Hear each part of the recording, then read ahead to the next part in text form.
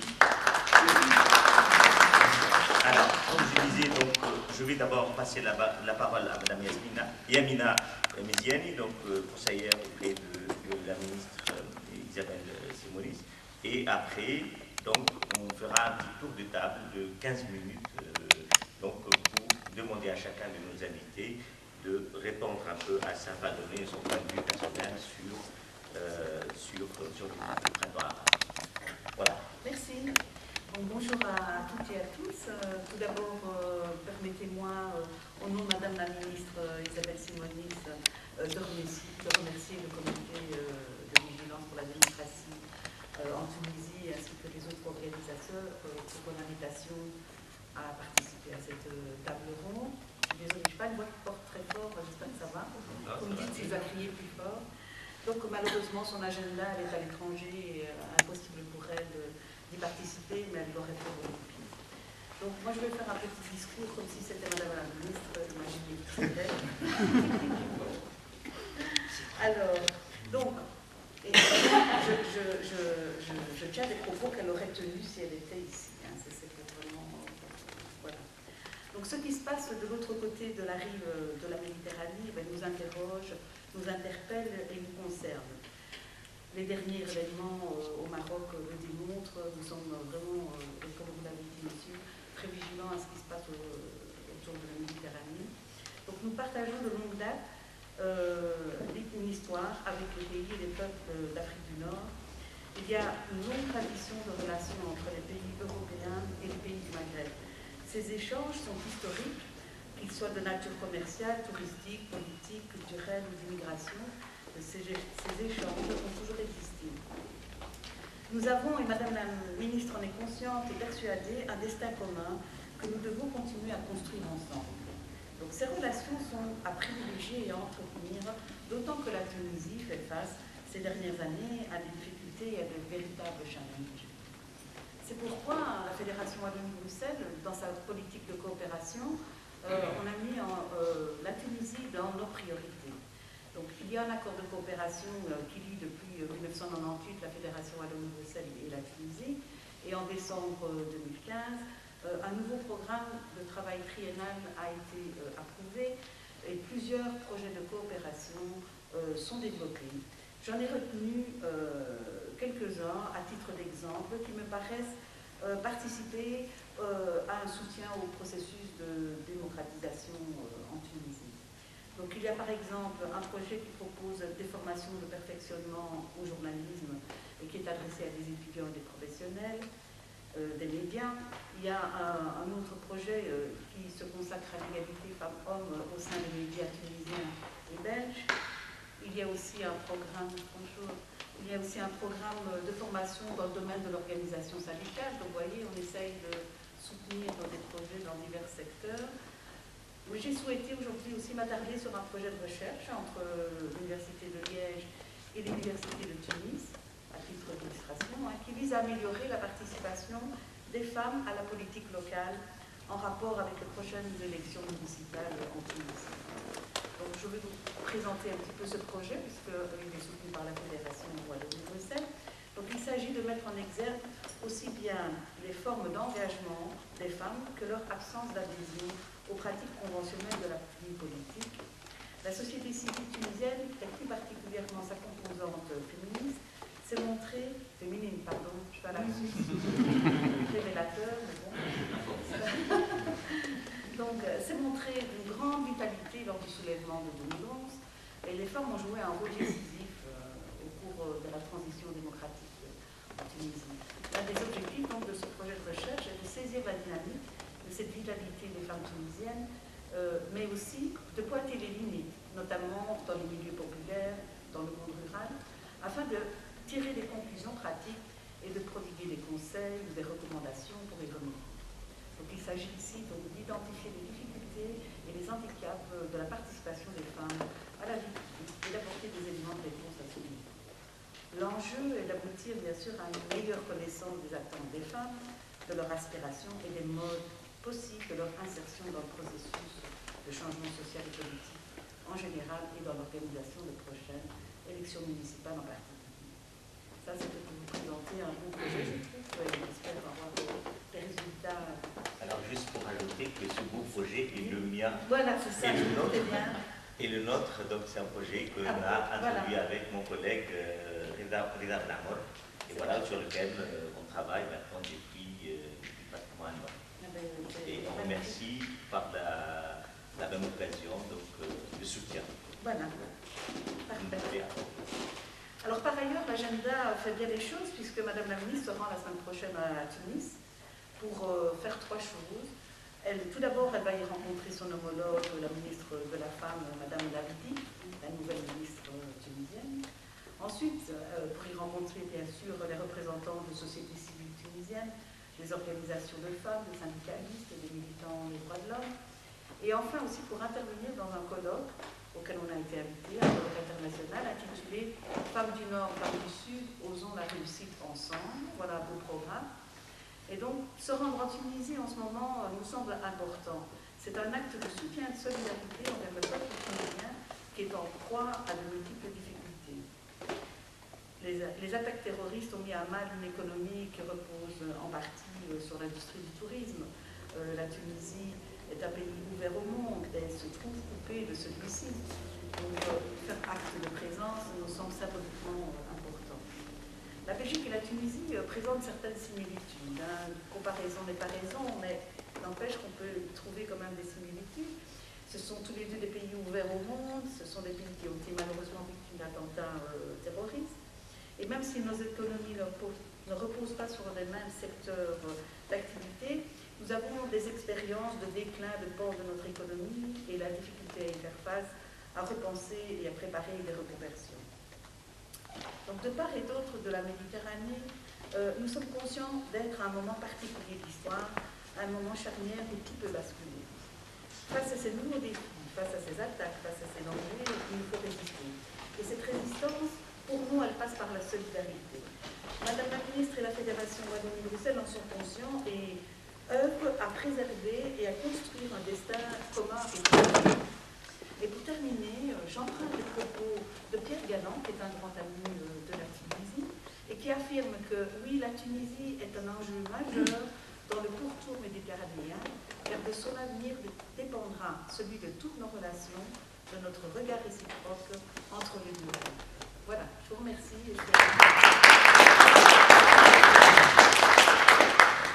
Merci beaucoup. On est très sensible au propos de Madame la Ministre.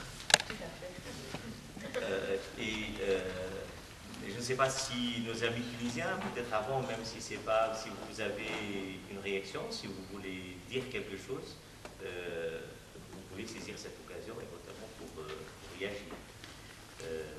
En tout cas, on est très touchés et de toute façon le soutien est réel, donc à travers ce projet de recherche, mais à travers d'autres projets, pas seulement en sciences sociales d'ailleurs. Oui. Donc, en tout cas, avec l'Université de Liège, il y a aussi des projets qui touchent l'environnement, qui touchent dans les domaines des ingénieurs, je crois. Oui, il y a énormément, parce que j'en ai pris quelques-uns pour ne pas plomber l'après-midi avec une liste, mais il y a énormément, c'est vraiment, la Tunisie est un pays prioritaire dans les politiques de coopération, donc il y a beaucoup de projets qui ont été retenus dans énormément de secteurs. Je voudrais justement me joindre à mon ami, collègue Mohamed Nessi, pour vous remercier. J'espère qu'on aura la possibilité de concrétiser, d'aller jusqu'au bout de cette étude. Et on compte bien sûr sur notre soutien. Eh bien, donc sans plus tarder, je vous propose qu'on commence les différentes interventions. Et je propose qu'on commence par Madame M. Elle nous a fait une belle conférence avant-hier. Elle a ouvert le colloque. On était à la fois ravis et touchés par sa réflexion. Et ici aussi, voilà, donc on est tellement, on a tellement envie de vous écouter. On va vous, donc juste là, mais je ne mets pas la pression. Voilà. Vous avez une quinzaine de minutes pour un peu donner votre point de vue en tant qu'écrivain, enfin d'abord tunisienne, écrivain, citoyenne et philosophe aussi. Voilà. D'accord, merci infiniment. Merci à vous, madame, en fait, au département que vous représentez, et merci aux organisateurs, à tous ceux qui ont été là avec nous tout le temps, depuis maintenant 3 jours.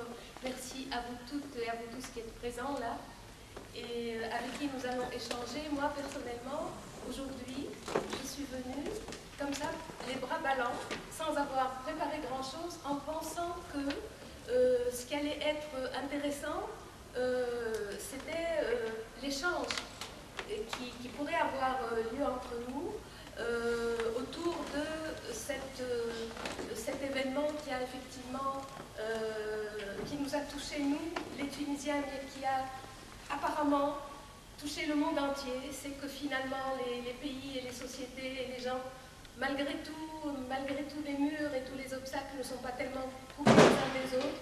Et là, notre présence ici et votre écoute sont un petit peu le témoignage de tout cela. Comment vous dire, je ne prendrai pas forcément tout le temps dont je dispose, c'est-à-dire un quart d'heure, mais je vais juste donner quelques petits points qui pourraient constituer des points de départ pour la discussion entre nous. Et des petits points qui sont un peu les suivants. Ils ne sont pas très nombreux, mais en fait, ça peut susciter, on va dire, une réflexion et un échange. Et c'est en fait surtout pour ça que nous sommes là aujourd'hui, je pense. Maintenant, ça fait quand même 5 ans que quelque chose d'important s'est passé en Tunisie, qu'on appelle révolution. Moi, je dis simplement révolution, sans entrer dans les discussions, tous les débats, est-ce que c'est ou est-ce que ça l'est pas, mais c'est pas grave, j'adopte le mot révolution et puis d'autres peuvent adopter d'autres mots, révolte, je sais pas, changement de régime, fin de la dictature. Donc prenons, donc je disais, ça fait maintenant 5 ans que ça s'est passé, bientôt 5 ans. Et je pense qu'il y a beaucoup de points positifs et beaucoup d'espoir. L'espoir est encore là, malgré les difficultés et malgré toutes les impasses dans lesquelles nous avons l'impression de nous trouver de temps en temps. L'espoir est là quand même, malgré les écueils, malgré les impasses et tout. Cet espoir-là, je pense, moi je vous le dirai comment personnellement je le perçois, comment je le vis, comment je le sens. Je pense qu'il y a une forme de maturation qui est en train de se faire aujourd'hui.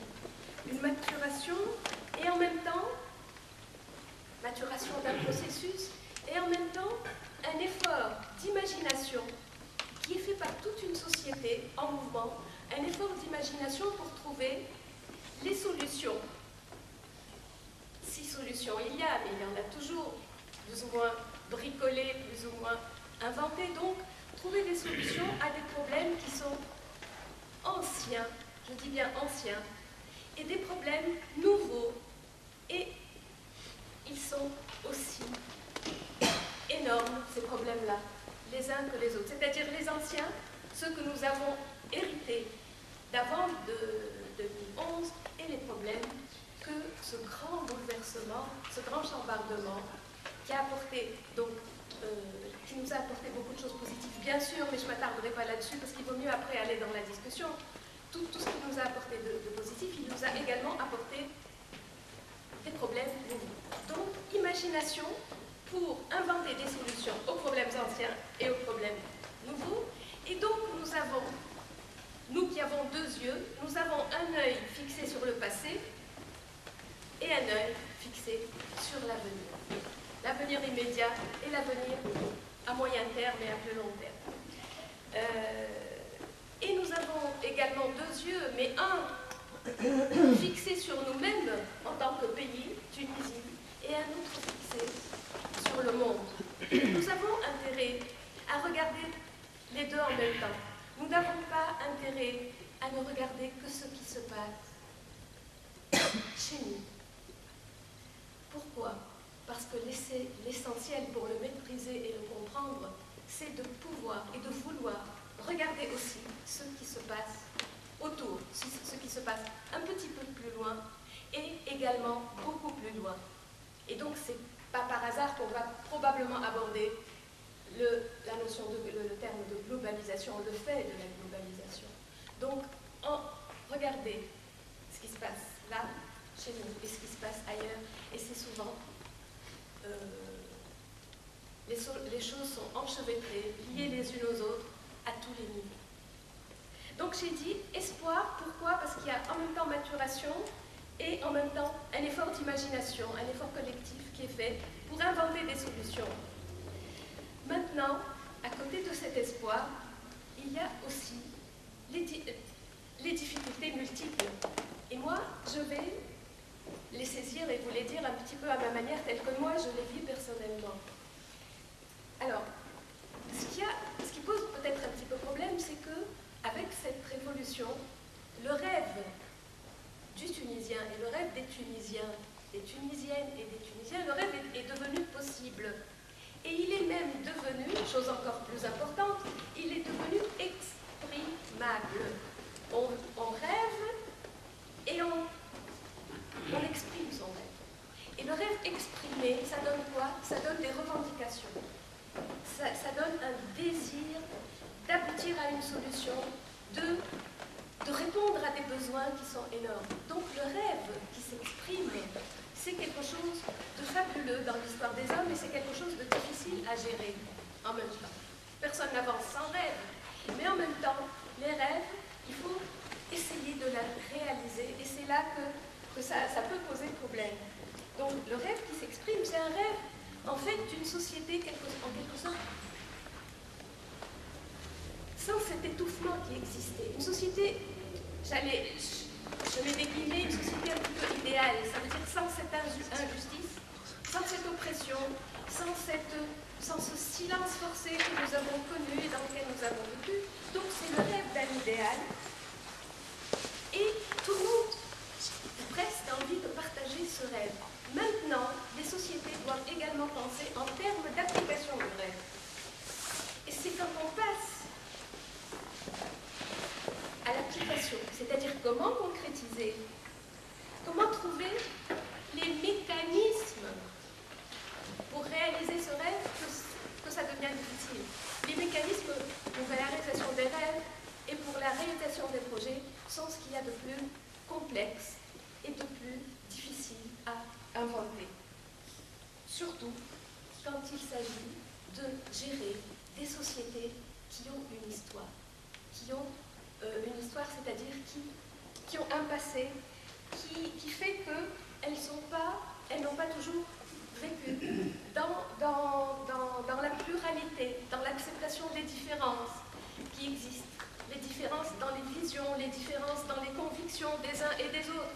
Donc comment gérer le pluralisme dans une société qui a été et qui le reste encore, parce que rien ne disparaît, du jour au lendemain, qui reste unanimiste. Comment dépasser l'unanimisme qui est, à mon avis, un réel obstacle et qui prend des formes et des visages différents et parfois assez imprévisibles. Donc, une société, je disais, pour la caractériser d'une certaine manière, qui est assez unanimiste et qui, quand elle essaye d'oublier ou de dépasser son unanimisme, s'installe plus dans la controverse que dans le débat. Et là, il y a une nuance, c'est pas pareil. La controverse est plus proche du conflit, de la polémique, et le débat, c'est l'idée avec tout ce que ça comporte comme sens de la nuance, comme connaissance aussi, comme maîtrise de soi, comme aspiration à une entente possible qui apporterait peut-être de meilleures solutions, etc. Donc toutes ces nuances-là, nous les vivons chaque jour, et il y a des fois où c'est les jours pairs et des fois où c'est les jours impairs. Voilà. Et en plus, nous sommes une société qui ne se connaît pas suffisamment. le connais-toi toi-même, ici prend un sens différent. C'est important qu'une société se connaisse, c'est-à-dire ses points forts et ses points faibles. Voilà. Ça ne vient pas du jour au lendemain, là aussi. C'est une société qui dispose des instruments nécessaires, et ce sont des instruments, généralement les instruments de la connaissance, du savoir et aussi du dialogue, du partage de ce savoir, qui n'est pas coupé du partage des richesses et de ce que produit la société. Vous savez, tout est lié. Donc, je disais, parmi les difficultés, c'est une sorte de méconnaissance ou d'ignorance toute relative de soi, de son histoire, etc., et de ses points forts et de ses points faibles, et de cette vulnérabilité qui est la nôtre. Toutes les sociétés sont vulnérables, aucune société n'est au-dessus du soupçon, et de toutes les petites pathologies et maladies qui existent, et donc la vulnérabilité en quoi consiste-t-elle? Chaque société est vulnérable à sa manière. Mais chaque n'est pas la même vulnérabilité. Je trouve que c'est fondamental. Le jour où nous connaîtrons mieux nos points forts et nos points faibles, je pense que cet espoir... Moi j'ai mes idées, mes petites idées, mais je les garde pour le débat, sur ce qui fait notre vulnérabilité, telle que moi je la vis, et je la vis peut-être des fois dans la souffrance et des fois dans la distance, comme qui fait. Voilà. Donc voilà, connaître ses points faibles pour pouvoir garder la tête haute et pour ne pas démissionner, pour ne pas se dire c'est fini, quoi, on va revenir en arrière. De toute façon, on ne revient jamais en arrière. Et donc nous avons du travail, nous avons du chemin à faire et je pense que nous allons le faire vaillamment et sans trop de pessimisme, mais sans optimisme béat non plus. Merci.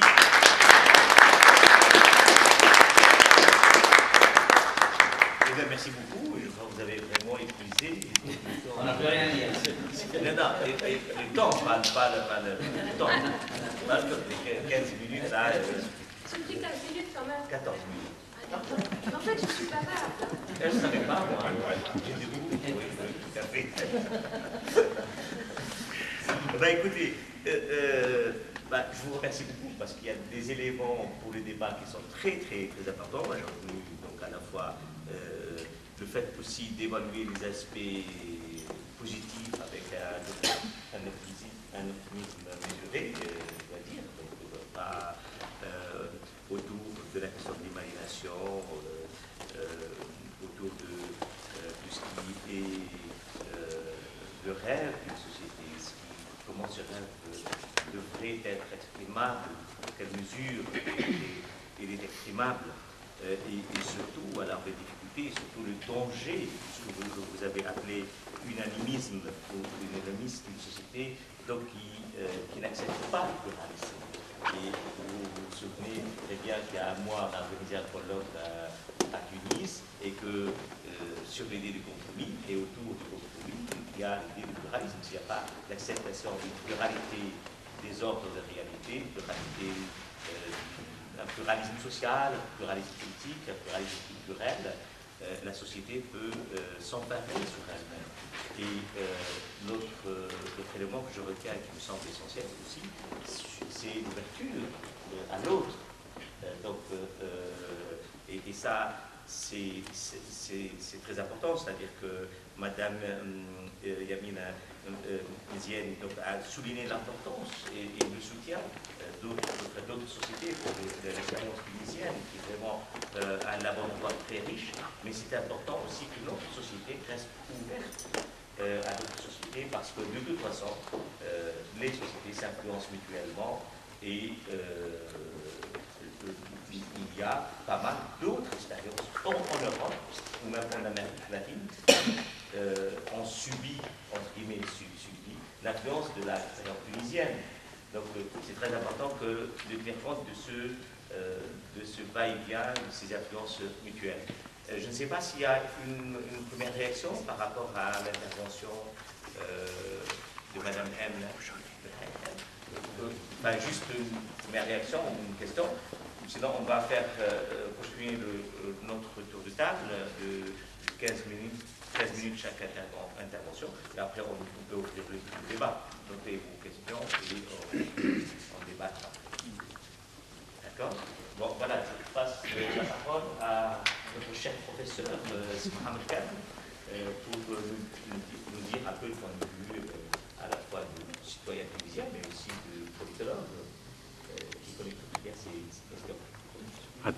Bien, merci. Je suis ravi d'être parmi vous, en présence de Madame la conseillère, du capitaine du projet, c'est Mohamed Nechi, et du comité de vigilance pour la démocratie en Tunisie, qui fait un travail que je trouve formidable, à la fois sur le plan politique et sur le plan convivial, ce qui est très important pour rapprocher les deux rives de la Méditerranée et rapprocher la zone sud de la Méditerranée avec l'Europe de façon générale. Bien, alors, la question qui se pose concernant le printemps arabe et l'émancipation entre le local et le global est d'abord celle de comment lire, comment saisir, comment comprendre et comment expliquer par conséquent le mouvement de soulèvement, de révolte et de révolution. Voilà, chacun a pour son compte ceux qui défendent l'idée de soulèvement ou de révolte ou de révolution, qui sont trois choses différentes mais qui peuvent être complémentaires.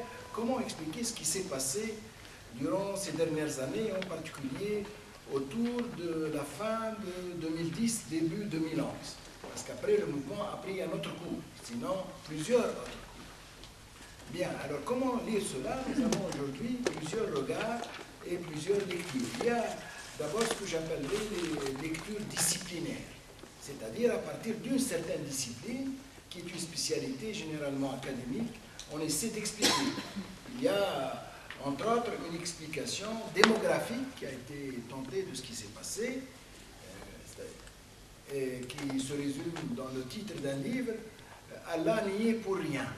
Allah n'y est pour rien. Ça veut dire quoi, Allah n'y est pour rien? C'est-à-dire que ce mouvement-là auquel nous avions assisté ne vient pas du ciel, mais qu'il procède d'ici-bas, et plus particulièrement de ce que les démographes désignent comme étant une baisse de la natalité qui accompagne une baisse de la mortalité et qui accompagne d'autres phénomènes concomitants, à savoir l'augmentation du célibat parmi les jeunes hommes mais aussi les jeunes filles, n'est-ce pas, et l'expansion de l'immigration, etc. Des phénomènes démographiques que l'on peut mesurer statistiquement, mais que l'on peut aussi lire qualitativement.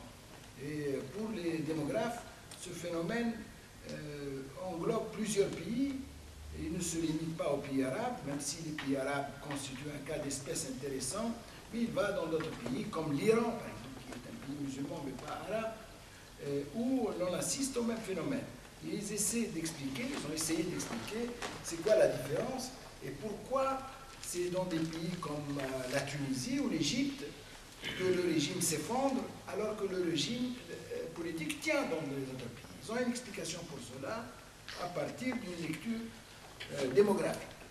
Il y a également, et nous en avions parlé hier, des lectures géographiques qui expliquent ce qui s'est passé par les disparités régionales.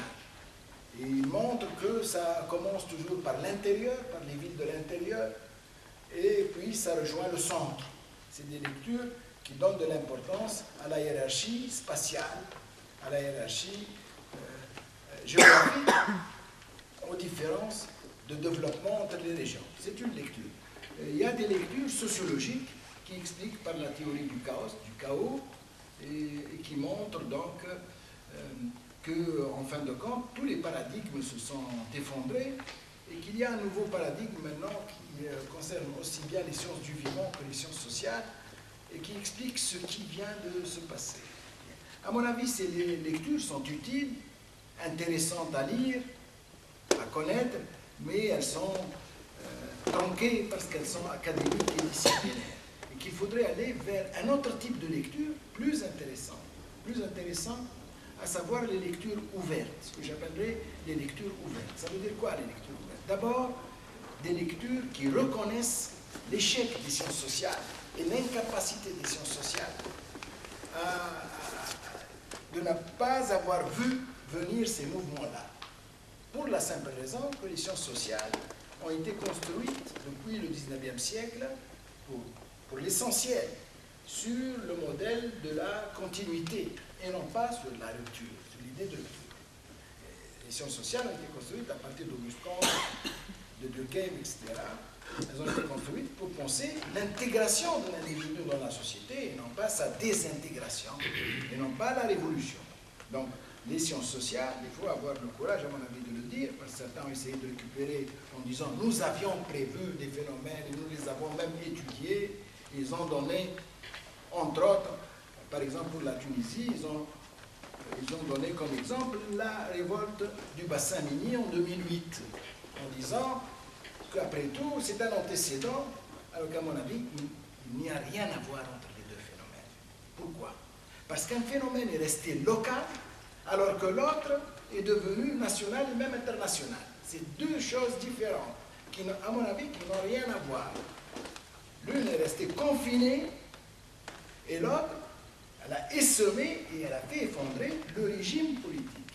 Ce sont deux phénomènes qualitativement différents, même si on peut trouver des ressemblances. Mais les différences sont plus grandes que les ressemblances, et on passe à autre chose. Nous le savons dans les sciences. Quand les savants trouvent des phénomènes totalement différents, il y a rupture, ils passent à une autre catégorisation. Ils ne sont plus dans la même classe. C'est ce que font les chimistes, c'est ce que font les physiciens, les astronomes, etc. Alors, d'abord, reconnaître le fait que les sciences sociales n'ont pas d'instrument pour saisir ce qui s'est passé. Ça ne veut pas dire qu'il s'agit de jeter le bébé avec l'eau de bain, n'est-ce pas?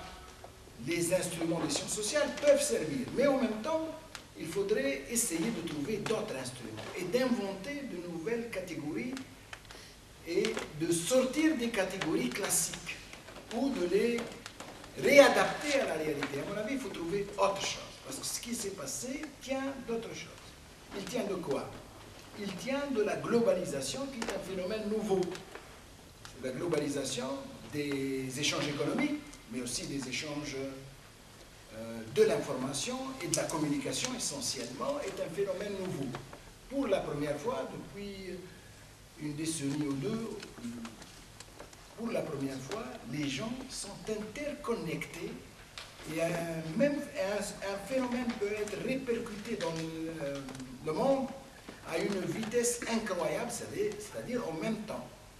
Nous avons aujourd'hui les moyens de projeter la conférence d'aujourd'hui un peu partout dans le monde et d'assister, pas seulement de projeter, et d'assister à des phénomènes en direct.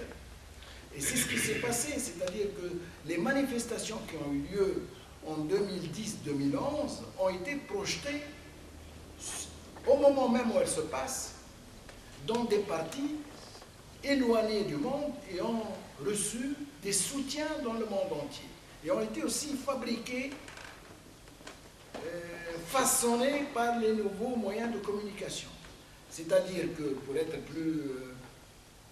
plus concret, ça veut dire que les réseaux sociaux, qui se sont développés d'une manière incroyable ces 10 dernières années, ne sont pas uniquement des instruments, mais sont eux-mêmes, les médias sont devenus des acteurs. Les médias ne transmettent pas, ne se limitent pas à la fonction de transmission, de reportage, mais elles jouent un rôle et elles créent l'événement. Et ce qui s'est passé, que l'on subsume sous le nom de soulèvement, de révolte ou de révolution, ou même de printemps arabe, ce qui s'est passé, les médias ont été des acteurs de premier plan. Comme, cela ne veut pas dire, et ça a été critiqué, ce n'est pas une révolution 2.0, non. Mais ça a joué un rôle actif, pas un rôle passif. Les médias ont joué un rôle très actif et continuent de jouer un rôle très actif. C'est-à-dire que dans les années 60, 70, quand on arrêtait un militant, il y avait 100 personnes qui le savaient. Maintenant, il y a des milliards qui peuvent le savoir. Et la différence est très grande. C'est-à-dire que ces gens-là peuvent agir. C'est pourquoi j'ai dit que le travail d'un comité de vigilance est très important. Dans le cas où la démocratie est menacée, le groupe de Liège, comme le groupe de Bruxelles, ou bien le groupe Rotterdam, ou bien de Londres, ou bien un groupe dans un village peut agir et peut intervenir. Et nous voyons comment les gouvernements et les États dans le monde reculent aujourd'hui quand il y a une campagne très forte, ils reculent. La preuve qu'ils reculent, c'est qu'ils suivent eux-mêmes, même les chefs d'État ont des comptes aujourd'hui, Facebook, Twitter et tout cela, et suivent. Et hier, le ministre, par exemple, je vous donne un exemple, le ministre des Affaires religieuses a été écarté en Tunisie, n'est-ce pas? Parce qu'il a dit que le terroir du terrorisme vient de l'Arabie Saoudite, du wahhabisme, n'est-ce pas? Il y a toute une campagne qui s'est développée pour dénoncer cette mise à l'écart, pour soutenir le régime. Ça ne veut pas dire qu'il va revenir à sa place, non. Mais ça veut dire que ça ne se passe plus comme avant. Et d'ailleurs, quand il a dit ça, ça a été répercuté par les médias. C'est moins sa déclaration qui compte que l'écho de sa déclaration dans les médias. Le gouvernement a eu peur parce qu'il a vu qu'il risquait une rupture diplomatique et donc une rupture des fonds de la part de l'Arabie Saoudite. C'est un exemple parmi tant d'autres que nous pouvons donner où nous montrons, où nous pouvons saisir la force des médias. Combien il me reste de temps? Encore 10 minutes. 10 minutes, c'est formidable. J'ai même trop de temps.